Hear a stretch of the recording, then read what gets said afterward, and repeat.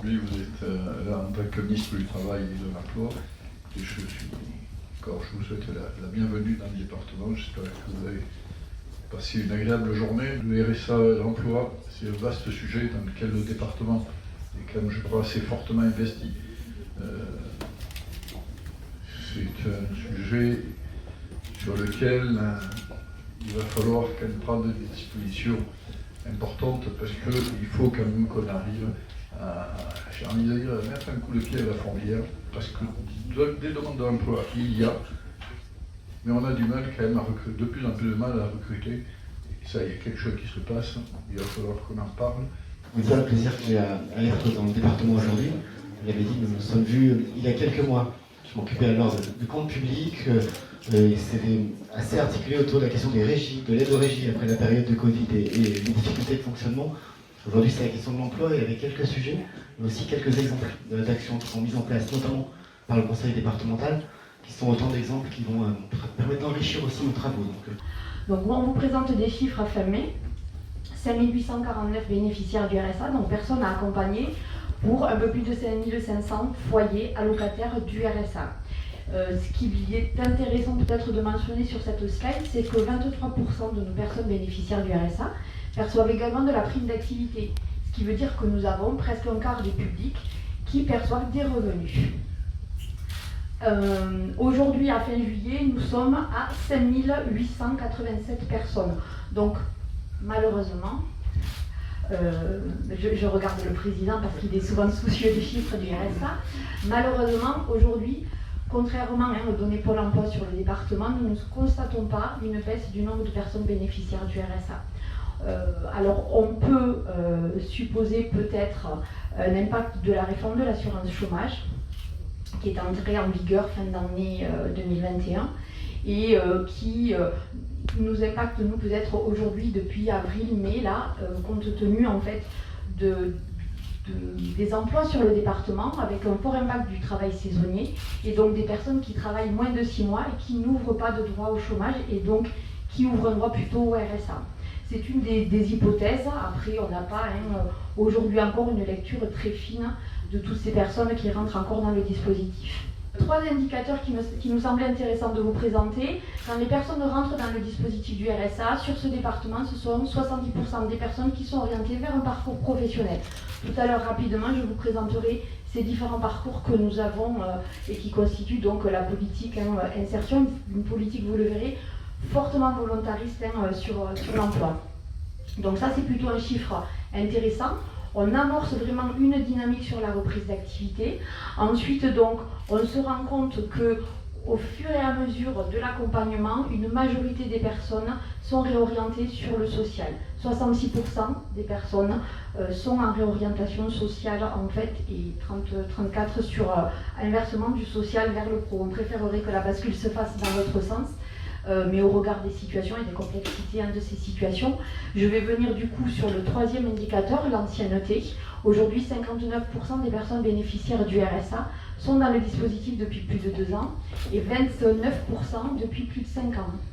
Alors ça, c'est un indicateur effectivement qu'on regarde attentivement, qui va dénoncer de la précarité, de la complexité des situations, mais plutôt sociales que professionnelles malheureusement.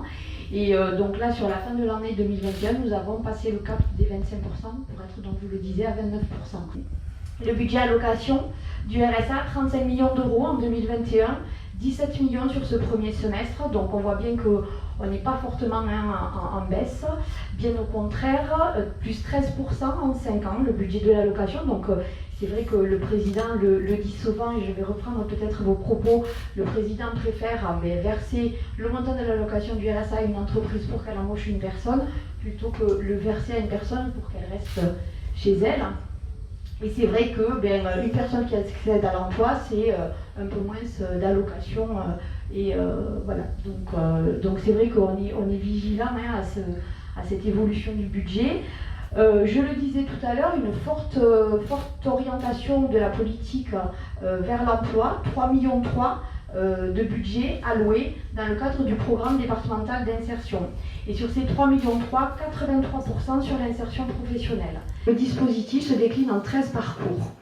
La volonté, c'est vraiment d'avoir des parcours qui soient les plus adaptés aux besoins des personnes, à leur situation, et d'être sur une dynamique de parcours. À l'entrée dans le dispositif, on a un entretien d'orientation qui est individualisé, personnalisé, et on va orienter donc les personnes sur le parcours qui leur correspondra le mieux. Bien sûr, toujours dans l'optique d'accéder à l'emploi. Très rapidement peut-être, une équipe de professionnels du département, donc 9 professionnels aujourd'hui, qui sont des référents professionnels et qui accompagnent les personnes plutôt sur de l'élaboration du projet pro et ensuite sur de la recherche d'emploi. Ensuite, on travaille avec Initiative Pyrénées et la Chambre d'agriculture, donc il y a des représentants dans l'Assemblée. Là, on est sur un accompagnement des travailleurs non salariés, donc des personnes en projet ou des personnes qui ont vocation à développer une activité indépendante. Bien sûr, les services publics de l'emploi, pour l'emploi mission locale, qui sont également présents. Ensuite, donc, nous avons 2 dispositifs renforcés d'accompagnement à l'emploi au niveau de la garantie d'activité. On travaille avec Accor et on travaille avec Pôle emploi sur l'accompagnement global. Ce sont des dispositifs qui sont plutôt très intéressants en matière de retour à l'emploi, vu que sur Accor, nous sommes plutôt sur 60% de reprise d'activité. Et sur Pôle emploi, on est sur 55% de reprise d'emploi. Donc vraiment des dispositifs que j'ai envie de juger efficaces. Et ensuite, donc, un parcours d'accompagnement pour les personnes gens du voyage avec la SAGV. L'argent que je donne à un bénéficiaire du RSA, je dis à la première personne, ne m'envoyez pas, c'est pour être peut-être plus concret, je souhaite qu'il aille plutôt à un employeur public, privé ou associatif qui recrute un bénéficiaire du RSA et qu'il complète son salaire, bien sûr, sur un temps de travail, il peut aller jusqu'à 35 heures, même si c'est 25 heures, je crois que ça démarre à 25 heures. 26. Bon, de 26 à 35 heures, au moins, le département ne recherche pas une économie, mais l'argent qui est injecté par le département, il est productif plutôt que d'être affecté à l'inactivité. Bon, c'est un choix tout à fait simple que je vais souhaiter le plus efficace possible. Bon, il n'a pas le succès que personnellement je souhaiterais, c'est-à-dire qu'il y a pas loin de 6 000 bénéficiaires du RSA, 5 800. Bon, on sait très bien qu'il y a une moitié qui resteront toujours sans doute sans retour à l'emploi. Mais il y a au moins 3 000 à 4 000 bénéficiaires du RSA qui devraient pouvoir rentrer dans ce dispositif. Malgré tout, il y a environ 400 personnes qui ont été recrutées par des entreprises ou par des employeurs publics ou privés ou associatifs. Ouais, après tout, 400 personnes, c'est une belle entreprise à l'échelle d'un département comme le Nord. Cette plateforme, c'est un outil géolocalisé qui permet de mettre en relation les entreprises avec les bénéficiaires du RSA sur un système d'algorithme qui va prendre en compte les critères et qui va mettre en face d'une offre d'emploi le profil le plus adéquat qui correspond à l'offre pour pouvoir répondre à la demande. Donc sur la plateforme, nous avons aujourd'hui 1122 personnes inscrites. Lorsque les personnes s'inscrivent, on les aide sur des ateliers et puis ce qui leur permet de générer un CV et d'être ensuite directement en relation avec l'entreprise. Nous avons 140 employeurs, que ce soit dans le secteur marchand ou dans le secteur public et associatif. Et nous avons aussi 489 offres d'emploi, donc 65 en cours et 48 recrutements connus. Quand je dis recrutements connus, c'est-à-dire qu'ils sont passés par la plateforme. Il peut y avoir des recrutements qui se font a posteriori et qui, après, lorsque l'on sollicite les candidats ou lorsque l'on sollicite les partenaires, nous disent « Ah, mais oui, mais j'ai trouvé telle personne sur la plateforme ». Et donc on fait ce suivi-là, mais sur un temps un peu plus long. Notre rôle en tant que conseiller emploi Appli Actif, c'est une intervention auprès des employeurs. Donc on fait de la prospection et on répond aux sollicitations des entreprises qui ont des besoins. La prospection sera ciblée en fonction des candidats que nous avons sur la plateforme. Ensuite, nous avons une mobilisation du public bénéficiaire du RSA. Alors là, on part sur un ciblage de candidats, on mobilise les bénéficiaires en leur faisant les propositions d'offres d'emploi qui sont sur la plateforme ou que nous avons recueillies. On va valoriser le parcours du bénéficiaire et on va faire la promotion auprès de l'entreprise. On va aussi être en lien avec tous les référents qui sont sur le dispositif pour mettre un peu de liant entre le bénéficiaire et l'offre d'emploi. Ensuite, sur la mise en relation et le suivi dans l'entreprise, là, nous allons cibler par rapport à l'offre d'emploi les candidats. Et là, on va utiliser la machine qui va nous proposer des candidats avec le profil le plus adéquat possible à l'offre d'emploi. On va les contacter, on va leur proposer l'offre. On va aussi être un outil et une aide pour l'entreprise sur le recrutement. On va leur dessiner le profil, on va les aider sur le suivi du recrutement. On va aussi, on peut avec l'entreprise gérer l'offre, soit on leur laisse la main et puis ils gèrent l'offre et puis ils ont accès à une cartographie de profil et ils vont contacter le candidat, soit on va faire une gestion à 4 mains, c'est-à-dire on va aider l'entreprise à déposer l'offre sur la plateforme et ensuite cibler pour eux les candidats et leur proposer pour les recrutements. On participe aussi dans notre aide à l'entreprise au recrutement, si ça peut faciliter l'entreprise. On va aussi parler de tous les leviers mobilisables qu'il y a sur le dispositif du RSA en termes d'action, comme on l'a vu précédemment, et d'aide financière si jamais il y a besoin de travailler sur la mobilité, de travailler sur la garde d'enfants. Donc on va mobiliser ces leviers et aider le bénéficiaire à pouvoir se rendre sur le lieu de travail. Ensuite, on a un portage politique et communication et effectivement, puisque c'est une plateforme qui est portée, donc nous allons communiquer avec le président ou le vice-président au cours des réunions de maires, lors des EPCI.